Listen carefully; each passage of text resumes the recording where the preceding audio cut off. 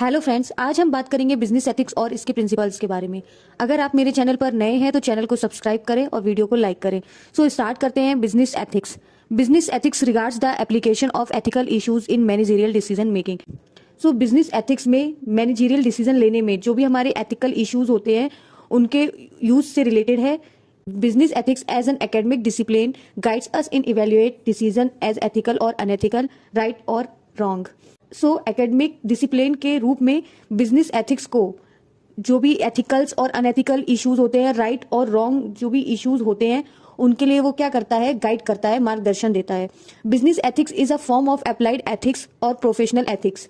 तो business ethics एक applied ethics और प्रोफेशनल एथिक्स का ही एक रूप है that examine ethical principles and moral of ethical problem that can arise in the business environment, which examine the ethical principle and ethical problems arising in the business environment and establishes some standards in their context.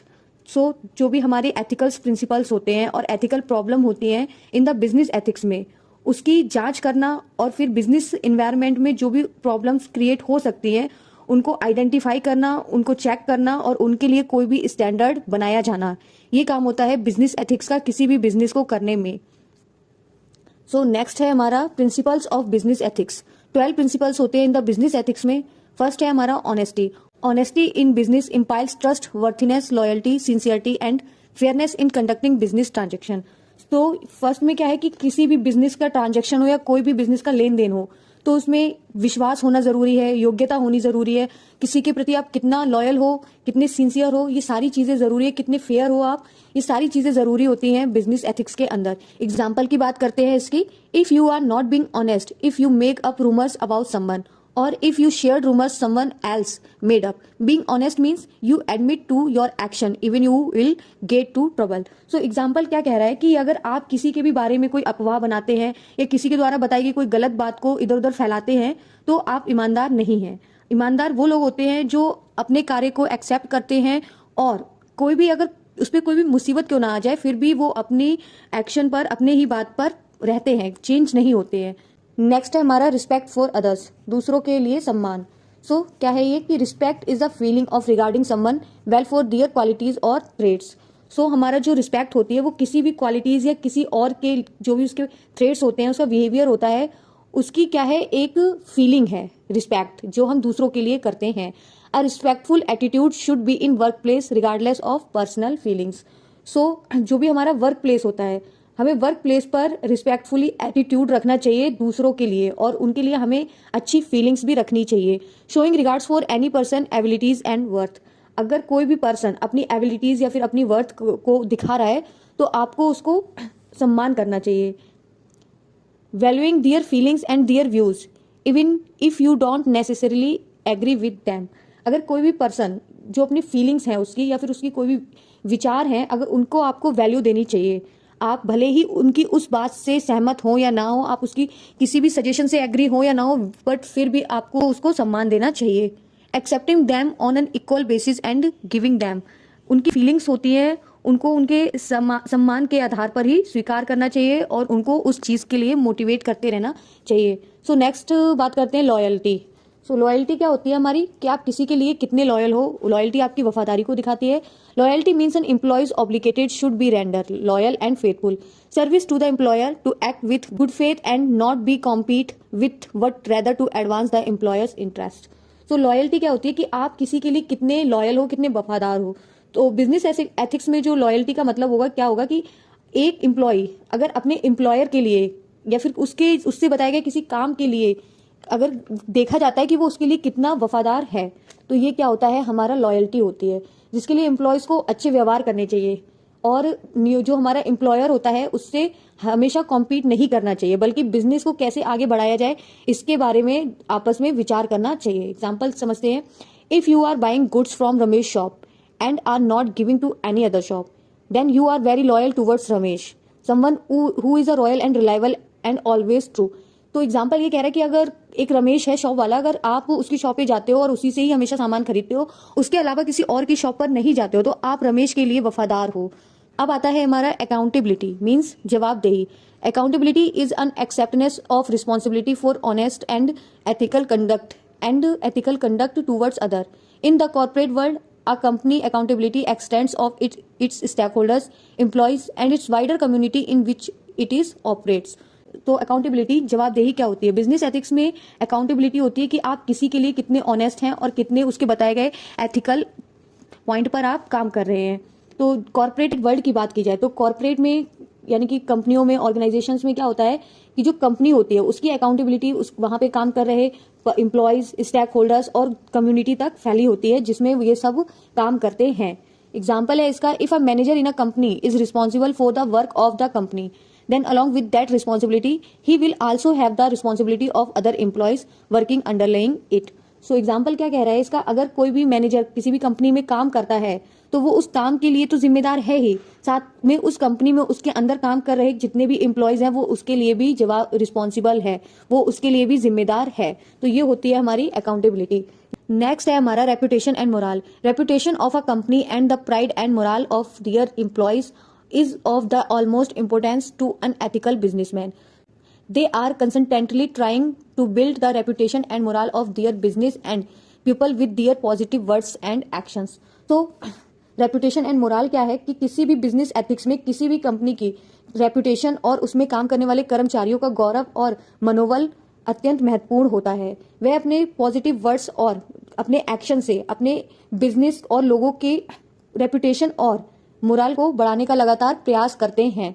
अब positive reputation means more customer, better employees and greater profitability. So जो positive reputation का यहाँ पे मतलब किससे है? Customer से है, बेटर एम्प्लॉयज से है और ग्रेटर प्रॉफिटेबिलिटी से है। Not only does a good reputation increase the number of customers you attract, but it can also increase the quality of your customers. So एक अच्छी रेपुटेशन सिर्फ आपको या आपके बिजनेस को ही इफेक्ट नहीं करेगी, बल्कि आपके जितने भी कस्टमर्स हैं उनको बढ़ाएगी और आपकी ओर अट्रैक्ट करेगी। ठीक है, ताकि आपको क्या हो कि आपकी जो क्वालिटी है प्रोडक्ट की वो इंक्रीज हो और इससे आपके कस्टमर बढ़ जाएं। नेक्स्ट है हमारा leadership. Ethical leadership in business is focused on the collective values, morals and beliefs of individual and ethical organisations. So business में एथिकल लीडरशिप में जितने भी हमारे इंडिविजुअल्स होते हैं या फिर उनके जो ऑर्गेनाइजेशंस के ग्रुप होते हैं, उनकी वैल्यूज को, उनके मोरल्स को और उनके बिलीफ्स को कलेक्ट करना या उनका फोकस करना, ये हमारा क्या होता है? लीडरशिप होती है। By behaving and acting responsibly, ethical leadership can dramatically improve brand image to onlookers. So responsibility जो होती है वो बिहेवियर और एक्शन करके, जो भी एथिकल लीडरशिप्स होती हैं उनमें क्या करता है कि जो भी हमारे व्यूअर्स होते हैं उनके बीच में क्या करते हैं? ब्रांड की छवि को इंक्रीज करते हैं। उसमें जो भी हमारे नाटकीय रूप में क्या किया जाता है? इसको इम्प्रूव किया जाता है। Ethical leadership is about leading, inspiring, motivating and making the employees feel accountable for their works. So हमारा जो एथिकल लीडरशिप होती है वो क्या करती है कि जो हमारे एम्प्लॉयज होते हैं उनकी लीडरशिप के लिए उनको क्या करती है? मोटिवेट करती है और उनके जो भी काम होता है उसका क्या जवाब देना है, क्या नहीं देना है, उसको कैसे उस पर रिएक्ट करना है, उसके लिए भी उसको वो फील कराती है। The 5 pillars in ethical leadership are community, honesty, integrity, justice and respect. तो 5 पिलर्स होते हैं इन द बिजनेस लीडरशिप के अंदर। क्या होते हैं? समुदाय, ईमानदारी, सत्यनिष्ठा, न्याय और सम्मान। सो नेक्स्ट है हमारा फेयरनेस मीन्स निष्पक्षता।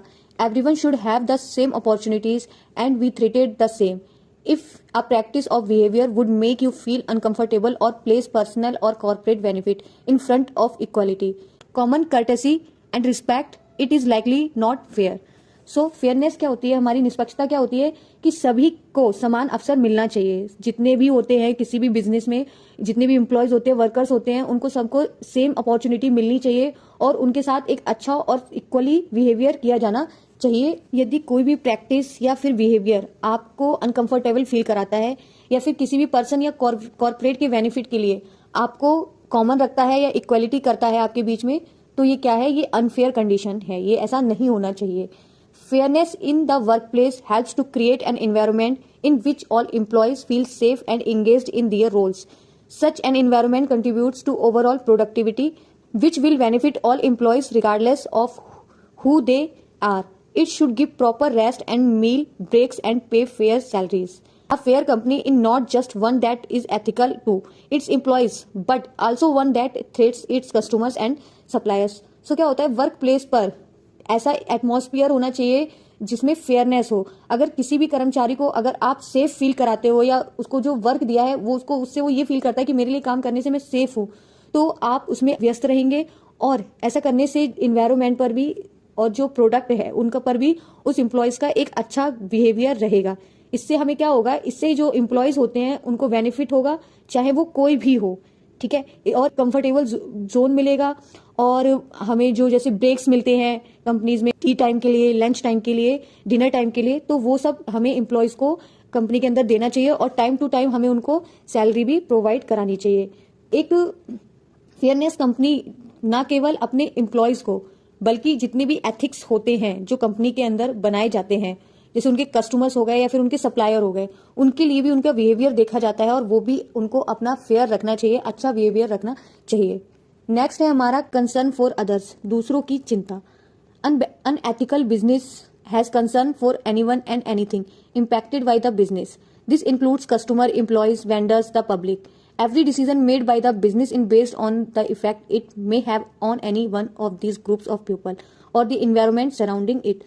So concern for अदर्स क्या होता है कि दूसरों के लिए हम कितने कंसर्न हैं, दूसरों के लिए हमारी कितनी चिंता है, चाहे वो हमारा कस्टमर हो, चाहे वो हमारा एम्प्लॉयज हो, वेंडर हो, या हमारा बिजनेस हो, या हमारा प्रोडक्ट हो, किसी के भी लिए हमें उसको कितनी चिंता है।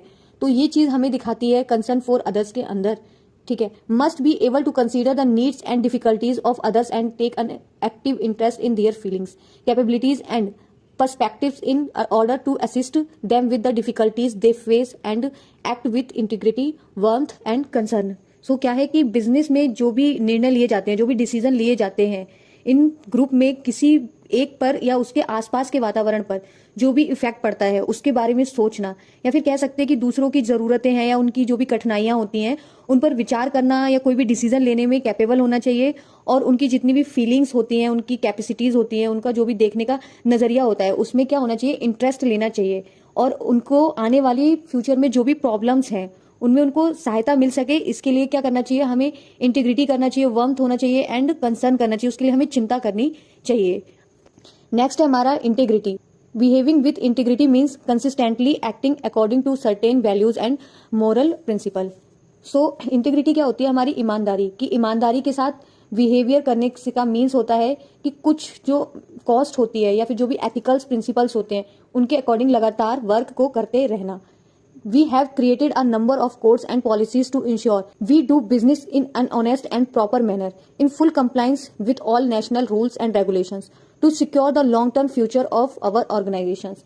तो क्या होना चाहिए कि अपने जो भी ऑर्गेनाइजेशंस होते हैं उनमें लॉन्ग टर्म के लिए या फ्यूचर के लिए वो उनको सेव करना चाहिए, और जो भी इंटरनेशनल रूल्स बनाए गए हैं उनको क्या करना चाहिए, उनका पालन करना चाहिए और ऑनेस्टी तरीके से अपने बिजनेस को काम करना चाहिए। और उसमें जो भी रूल्स बनाए गए हैं, जो भी पॉलिसीज बनाई गई हैं उसके अकॉर्डिंग कोड्स बना के, डिसीजंस बना के, प्लान बना के उस पर क्या करना चाहिए, वर्क करना चाहिए। Understanding, accepting and choosing to live in accordance with one's principles which will includes honesty, fairness and tendency. So क्या है कि जितने भी जो प्रिंसिपल्स होते हैं उनको क्लियरली अंडरस्टैंड करना चाहिए और एक्सेप्ट करना चाहिए, और उनके ही अनुसार हमें क्या करना है, उसको हमें पूरी ऑनेस्टी के साथ, फेयरनेस के साथ और शालीनता के साथ हमें उस पर काम करना चाहिए। A person of integrity will consistently demonstrate good character by being free और corruption and hypocrisy.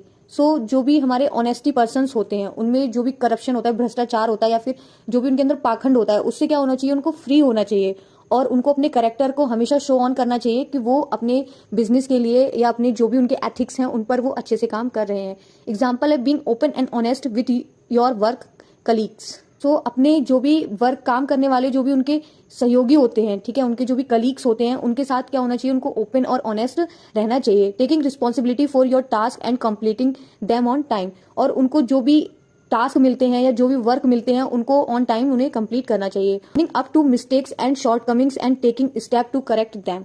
और जो भी उनसे गलतियां हो जाती हैं, जो भी उनकी मिस्टेक्स होती है उनको एक्सेप्ट करके उनको इम्प्रूव करना चाहिए, उनको करेक्ट करना चाहिए। ये होता है इंटीग्रिटी। नेक्स्ट है हमारा प्रॉमिस कीपिंग, यानी कि वादा को निभाना। तो ये हमारा क्या कहता है, to do what you promise to do, यानी कि जो आपने प्रॉमिस किया है उसे करना है, ठीक है। आपने जो भी प्रॉमिस किया है किसी भी चीज को लेके तो आपको वो प्रॉमिस करना है। तो यही होता है to do what you promise to do. क्या है ये, one has a moral duty to keep one's promises, because making a promise will lead other to believe that you will do what you promise. So क्या है कि अगर आपने किए गए वादे को निभाना है, आपने किसी से प्रॉमिस किया है और इसको आपको निभाना है, तो ये एक एथिक ड्यूटीज है, क्योंकि प्रॉमिस करने से क्या होता है कि दूसरों को विश्वास हो जाता है कि आपने जो भी प्रॉमिस किया है आप वो उसको पूरा करेंगे. In business ethics keeping a promise lays and foundation for trust and respect. So business ethics में क्या है कि प्रॉमिस को पूरा करना विश्वास और सम्मान की नींव को रखता है. When your behavior is consistent, it allows others to build faith in us. So जो हमारा बिहेवियर होता है वो कैसा होना चाहिए, कंसिस्टेंट होना चाहिए. तो इससे क्या होगा कि दूसरों का जो विश्वास है हमारे ऊपर वो बना रहेगा. एग्जाम्पल है nurturing this behaviour in childrens early on beings a pattern that leads to reality and personal integrity. So जो बच्चे होते हैं उनमें क्या होता है कि उनका जो बिहेवियर है वो बचपन से उनके अंदर डाला जाता है कि आपको इस तरीके से रहना है, तो वो आगे चल के उसी पैटर्न पे काम करते हैं.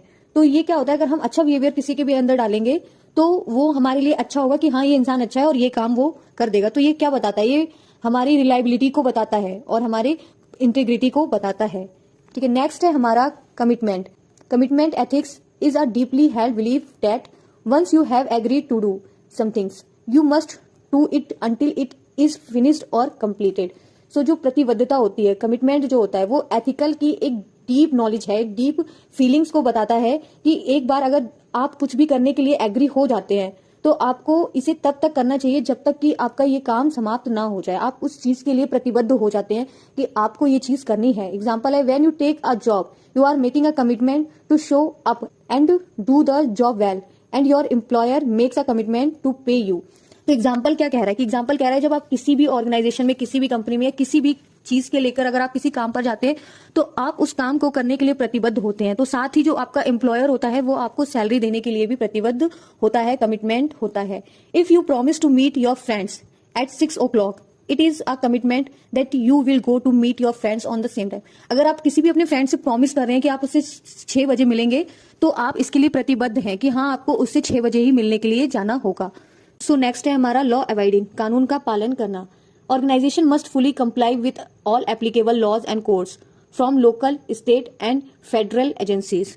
तो किसी भी ऑर्गेनाइजेशन के लोकल प्लेस, स्टेट और जो भी हमारी फेडरल एजेंसीज होती हैं उन सभी के लिए जो भी रूल्स बनाए जाते हैं, जो भी लॉ बनाए जाते हैं, कोड बनाए जाते हैं, उनका पूरी तरीके से ऑर्गेनाइजेशंस को पालन करना चाहिए. Law avoiding businesses and personal also adhere to industry and trades regulations, marketplace standards and any additional mandatory organizational policy, practice and procedures.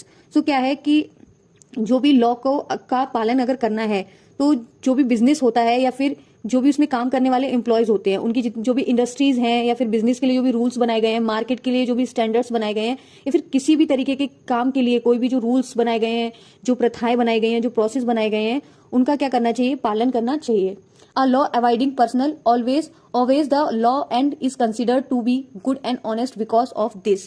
So कानून का पालन करने वाला प्रत्येक व्यक्ति, हर एक व्यक्ति क्या होता है, हमेशा कानून का सम्मान करता है, कानून का पालन करता है और इसके वजह से उसको एक अच्छा और ऑनेस्ट पर्सन माना जाता है. Law avoiding behaviour is stated as a person's consistent adherence to the most important societal rules, his efforts to maintain public order and equilibrium and its preservation of individuality. So कानून का पालन करने वाले व्यवहार को किसी भी पर्सन के सबसे इंपोर्टेंट जो भी रूल्स होते हैं उसके समाज के लिए, ठीक है, उनको क्या होता है कि लगातार पालन करना होता है ताकि सार्वजनिक व्यवस्था और संतुलन बना रहे एनवायरनमेंट में. और उनको हमेशा प्रयास करते रहना चाहिए कि उससे जो भी व्यक्तित्व का संरक्षण हो रहा है उसको बकायदा बनाया जा सके. सो ये था हमारे 12 principle in the business ethics. I hope आपको ये सेशन अच्छा लगा होगा.